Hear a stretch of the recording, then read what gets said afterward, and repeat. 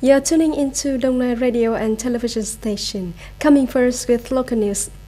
The U.S. Department of Defense and the United States Agency for International Development on January the 20th held a ceremony to announce the results of dioxin handling at Gate 2 Lake Biên Hòa Airport. The project to treat dioxin contamination at Biên Hòa Airport, which started in December 2019, has loaded nearly 1,200 meters of sediment and put it into the next treatment area, releasing and restoring the entire surface area of Gate 2 Lake of more than 5,300 square meters, meeting Vietnam standards for dioxin thresholds, ensuring labor safety, people, the environment, and surrounding buildings to hand it over to Dong Nai Province. According to Mr. Daniel Crittenbrink, Ambassador Extraordinary and Plenipotentiary of the United States in Vietnam, the contaminated area will be further treated and restored this year. On this occasion, Vietnam and the United States also started a project to support people with disabilities in Vietnam affected by Agent Orange. The two sides also signed the intention of a letter of communication cooperation on post-war bomb, mine and toxic chemical remediation in Vietnam. Chairman of the Provincial People's Committee Cao Tiến Dũng on January the 20th met with leaders of Long Thanh District and Amata Biên Hòa Urban Joint Stock Company to remove difficulties for 4 projects of the company.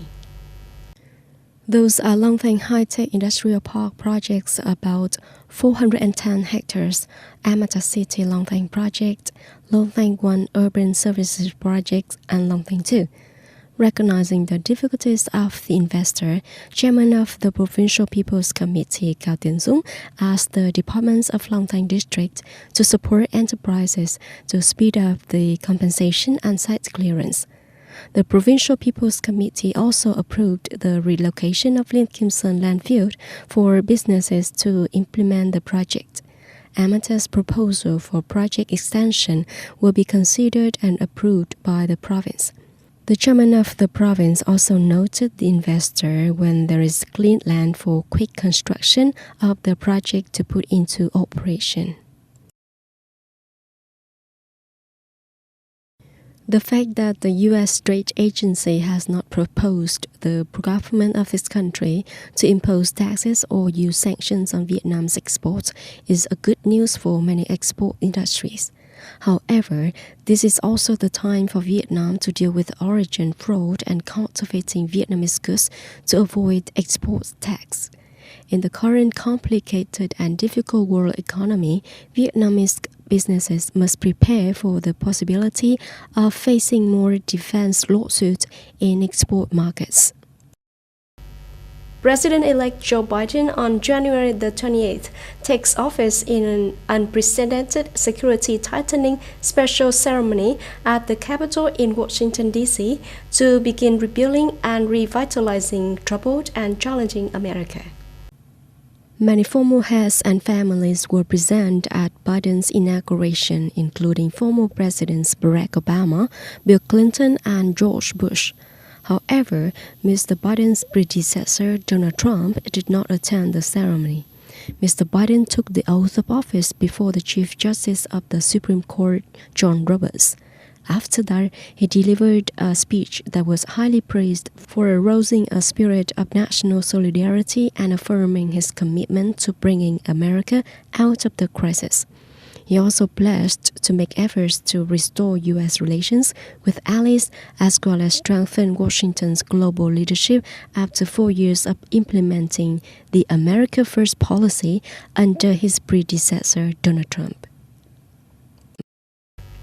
Heads of many countries also congratulated the 46th President of the United States, expressing their desire to cooperate with the new administration in Washington.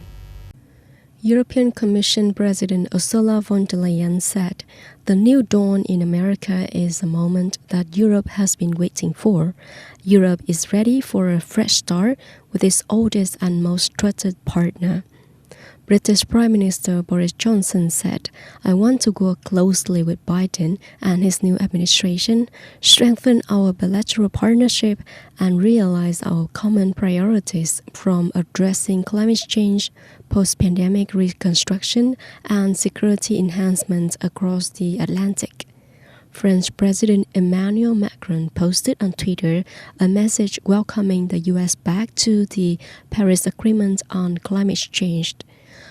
Japan's Prime Minister Yoshihide Suga tweeted his congratulations, adding, "I look forward to working with you and your team to reinforce our alliance and to realize a free and open Indo-Pacific."